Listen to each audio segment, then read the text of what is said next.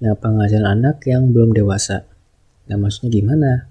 Penghasilan anak yang belum dewasa dari mana pun sumber penghasilannya. Nah, misalkan itu dia anaknya ini artis gitu kan ya. Nah, anak yang belum dewasa ini maksudnya itu yang belum berumur 18 tahun. Itu yang belum pernah menikah. Nah, jadi untuk itu yang di bawah 18 tahun itu ditanggung oleh orang tuanya. Jadi digabung sama orang tuanya gitu. Nah, zakat atau sumbangan keagamaan yang wajib. Tadi kan kita udah bahas ya. Kalau zakat itu pengenaan itu 25% maksimalnya.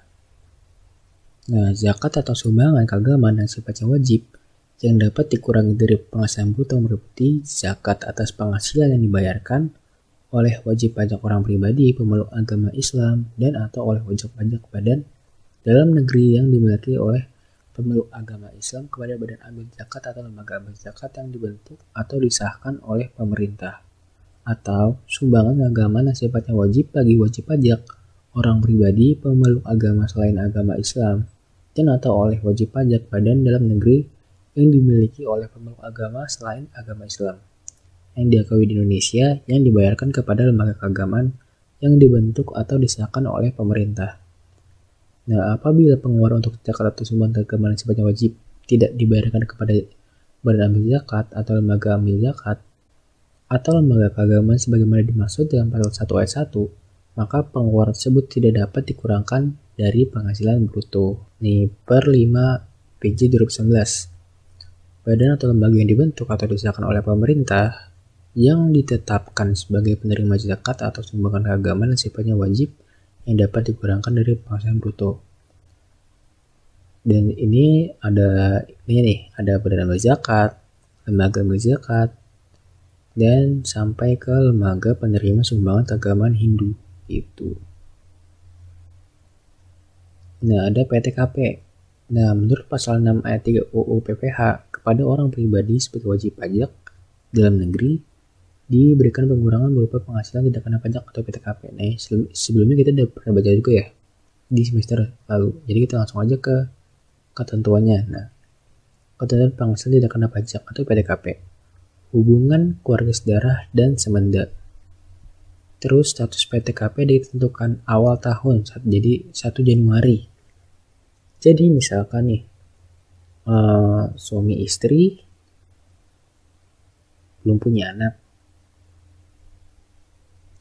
Nah, pada tanggal 2 Januari, istrinya ini melahirkan. Jadi kan punya 1 anak kan ya. Tetapi PTKP ini ditentukan sesuai di awal tahun. Nah, sesuai di awal tahun di 1 Januari gitu. Jadinya si suami istri ini yang istri yang melahirkan di 2 Januari ini tidak masuk ke sini gitu. Jadi ya tanggungannya cuma istri doang, nggak punya tanggungan lain gitu. Jadi contohnya tadi contohnya kan begituan ya. Jadi kan misalkan nih suami istri kan berarti kan kawin kan ya, kawin 0 tanggungan. Misalkan yang 2 Januari ini yang tadi itu masuk kemana? Ya masuk ke K0. Misalkan ini tahun 2019. Berarti tahun 2021, tahun 2020 dia masuk ke K1 gitu. Soalnya kan dihitungnya di 1 Januari gitu. Nah, untuk K1, untuk keluarga yang penghasilan istri digabungkan dengan suami dengan kondisi istri sebagai berikut. Istri mempunyai usaha yang tidak dikenai penal. Istri mempunyai pekerjaan bebas. Istri mempunyai penghasilan dari lebih dari 1 pemberi kerja. Istri mempunyai penghasilan dari bukan subsidi pajak yang tidak memotong PPh pasal 21. Nah, jika KI maka PPh pasal 21 yang dipotong terhadap istri akan menjadi kredit pajak bagi keluarga tersebut. Jika istri mempunyai penghasilan semata-mata dari 1 pemberi kerja, maka bagi suaminya penghasilan tersebut bersifat penal sehingga penghasilan istri tidak digabungkan ke suami. PTKP suami adalah kawin, bukan K1 KI. Nah, PPh pasal 21 yang telah dipotong terhadap istri tidak menjadi kredit pajak. Nah, ini tarifnya nih. yang tadi kita bahas kan ya, tentang penghitungannya. Jadi ada 5%, 15%, 25, dan 30. Kan kita tahu tadi ya, kalau 50 juta itu 5%, untuk 2,5 itu 15, 500, 25, dan di atas 500 itu 30. Ini kan 0 sampai 50 ya. Nah, untuk penghitungan 20 juta itu gimana? Penghitungan 20 juta ya tinggal karena dia 0 sampai 50 kategorinya, tinggal kita kaliin 5% aja. Untuk yang 100 juta kita biar beda-bedanya. Ini berarti kan ini ada 5% dan sisanya berarti kan 50 juta ya. Karena kan udah dikaliin 50-nya udah dikaliin sama 5%. Berarti 50-nya itu kita dikaliin tambah 15%. Jadi 50-nya 5% setelah dikurang sama 100, berarti kan ada 50 nih. 50-nya ini dikali 15%, sehingga dapat 10 juta. Nah, untuk 300 ini dikali 5% nih. Berarti kan tinggal 2,5. Nah, 2,5 itu yang gimana kan ya? Jadi gini. 350-nya kita kali 5%, berarti kan tinggal 2,5. Nah, 2,5 kan berarti kan masih 250 nih. Apa kita kalian semuanya? Enggak. Jadi ya 200 dikali 15%. Karena kan harusnya kan 250 ya. Secara logika kan 250, tetapi ini dikurangin sama 50 gitu. Jadi 200 gitu. Terus berarti kan sisa 50. Nah, 50 ini dikaliin 25%. Jadi bukan sifatnya tidak 50 dikali 5%, 250 dikali 15%, terus yang sisanya 300 dikali 25%, enggak. Tetapi dikumulatifin dulu gitu. Dikurangin dulu baru dikaliin sama faktor persenannya berapa gitu. Nah, kredit pajak untuk OP. Nah, jenisnya ini kan kita udah tahu nih. Ada PPh pasal 21, PPh 22 yang tidak final, PPh pasal 23, PPh pasal 24, 25, dan 26. Nah, pekerjaan bebas. Pekerjaan bebas adalah pekerjaan yang dilakukan oleh orang pribadi yang mempunyai keahlian khusus sebagai usaha untuk memperoleh penghasilan tidak terikat oleh suatu hubungan kerja. Pasal 1 ayat 24 Undang-Undang KUP. Nah, jasa sehubungan dengan pekerjaan bebas meliputi di PP 23 tahun 2018. Ada tenaga ahli, pemain musik, pembawa acara, olahragawan, penasihat, pengarang, agen iklan, pengawas, perantara, petugas, agen asuransi, dan distributor perusahaan pemasaran berjenjang. Ini udah kita pelajari sebelumnya kan ya. Nah, di sini kan ada contoh-contohnya kan ya. Menghitung PPh kurang lebih bayar, gitu kan. Dari pekerja bebas, terus ada PPh pekerja bebas. Dan yang lain-lainnya ini sebenarnya sama aja kayak yang PPh OP, cuman ada di perbedaan itu ada di persenannya berapa gitu. Nah, norma penghitungan penghasilannya itu untuk percetakan di Jakarta 23%. Jadi tinggal kita lihat di lampiran per 17 aja. Itu normanya itu berapa gitu. Jadi kita untuk dasar pengaliannya itu kita memakai di per 17 untuk usaha-usaha yang terkait gitu. Nah, kita balik lagi ya. Di sini kita bakal bahas tentang UTS pajak tahun lalu. Nah, kita lihat nih dari soalnya, yaitu Ali ini punya gaji kotor 4.800.000. Terus terdapat THR, padahal kan THR sebagai penambah. Terus perusahaan sehingga setahun penghasilan brutonya itu 59.800.500. Ini untuk setahun gitu. Nah, di sini ada tambahan detailnya itu pengurang penghasilan brutonya hanya biaya jabatan. Sehingga ini udah final banget nih. dikurangin biaya jabatan dan tambahan THR. Sebagai pengantin baru yang menikah pada 30 Desember, berarti kan di tahun 30 Desember, kan karena penghitungan pajaknya itu 1 Januari, di 1 Januari, klik ya. Untuk PTKP-nya sendiri itu, kan untuk itunya kan 1 Januari kan ya. Penghitungan segala macamnya itu, terus itu di kota itu 1 Januari. Jadi karena dia 30 Desember menikahnya, berarti dia udah masuk ke kawin gitu. Nah, istrinya ini tidak bekerja. Berarti kita tahu nih K0 gitu kan. Hanya saja mendapatkan penghasilan. Nah, penghasilan berarti K1 dong. Gitu kan. Karena istrinya bekerja. Tetapi tambahan lagi nih, dari menyewakan tanah untuk dibangun menara telekomunikasi. Nah, sedangkan sewa tanah itu sendiri ini merupakan PPh final nih. Nah, PPh final itu sendiri itu terkait sewa tanah dan bangunan.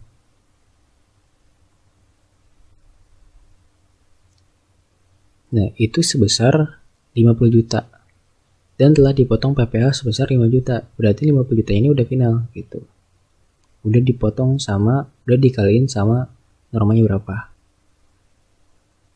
Nah, berarti kan kita tahu nih, si suami ini dia statusnya bukan K1, KI, tapi yang K0. Karena istrinya ini mendapatkan penghasilan dari PPh final gitu. Nah, lanjut. Jadi udah terjawab nih, status kewajiban pajak itu K0 kan ya. Terus kita hitung nih ya. Kita langsung hitung aja karena kan formulir 1770 sangat sederhana itu kita belum belajar.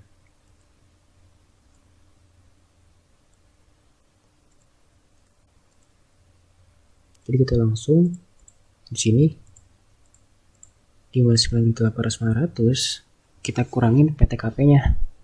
Karena dia K0, kita lihat di sini. K0 berarti dikurang 858.500 juta. Sehingga dapat nih untuk yang telah dikurangi itu 1.300.500. Nah, karena kita lihat lagi nih di tarif PPh, tarif pasal 17 UU PPh sampai dengan 50 juta itu 5%, tinggal kita kaliin aja 5% sama dengan 1.300.500 dikali 5% itu 62.025 untuk PPh terutangnya gitu. Nah, kita lanjut ya. Di soal nomor 2 ini, Bimbo pada tahun 2018 adalah karyawan pabrik semen. Kurir, karena ada PHK di akhir tahun 2018, maka dia menganggur gitu kan. Berarti kan kita tahu nih dia nganggur, berarti nggak punya kerja. Terus menggantungkan dari tabungan dan penghasilan istrinya. Untungnya Bimbo belum memiliki anak, berarti kita tahu kalau dia itu K0 kan ya, karena nggak punya tanggungan. Tetapi sang istri ini adalah karyawati perusahaan multimedia, berarti kita tahu dia KI0. Nah, mendapatkan penghasilan neto setahun sebesar 68.254.400 dan dipotong PPh sebesar 712.600.000.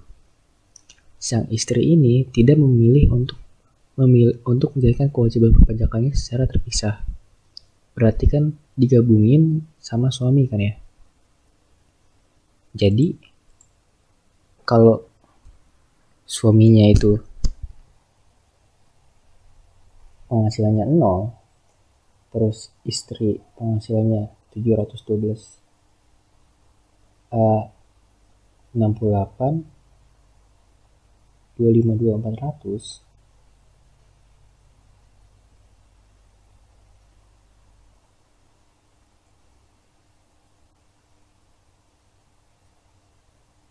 berarti kan digabungnya berapa? Iya, untuk suaminya ini nanti digabungin sebesar segini.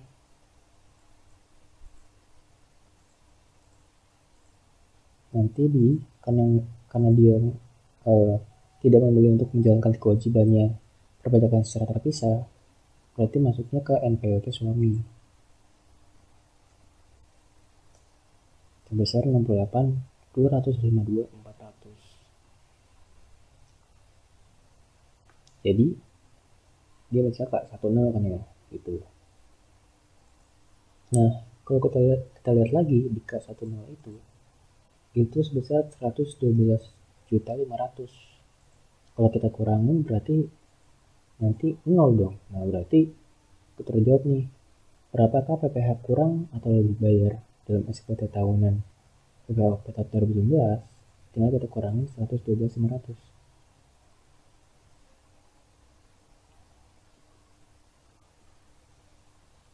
Karena hasilnya minus atau kita bulatkan jadi 0, berarti PPh terutangnya itu sama dengan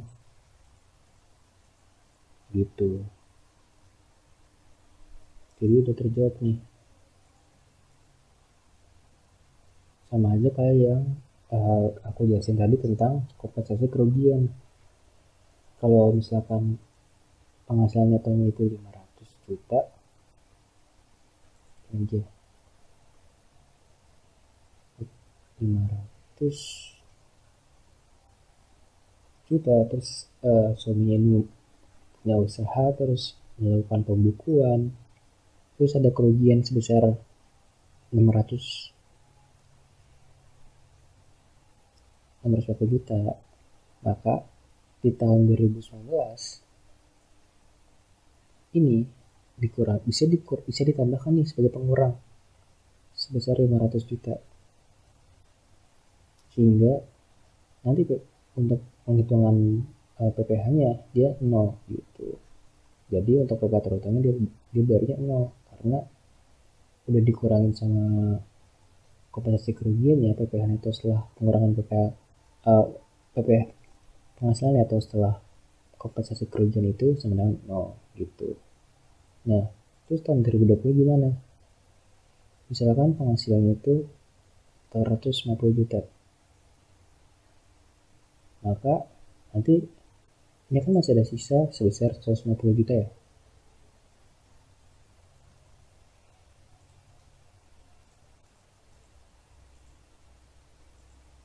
Nah nanti 150 juta ini kita bisa alihkan ke yang tahun 2020,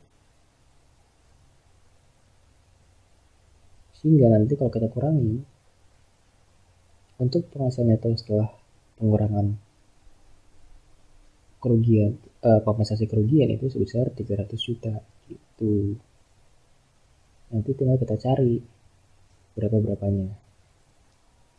Kita kurangin PTKP, setelah PTKP kita kalikan dengan tarifnya berapa sehingga dapat PPh terutangnya berapa gitu. Sekian pembahasan materi kali ini. Maaf apabila ada kesalahan dalam pembawaan dan tutur kata. Semoga apa yang saya sampaikan dapat bermanfaat bagi saya dan kalian semua. Terima kasih atas perhatiannya. Wassalamualaikum warahmatullahi wabarakatuh.